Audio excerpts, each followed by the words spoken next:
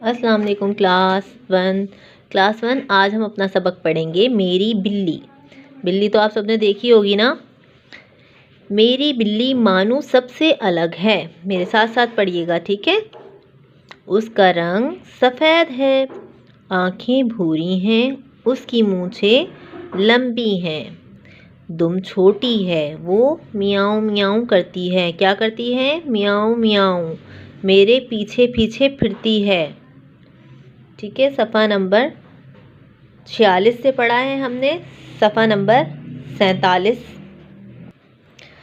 वो बहुत शरीर है, शरारत करके मेरे पीछे छुप जाती है। जब उसे भूख लगती है तो वो मेरी अम्मी के पास जाती है, मियाऊं मियाऊं करती है, दूध मांगती है। मेरी अम्मी इसे दूध देती हैं। वो मज़े मज़े से दूध पीती है।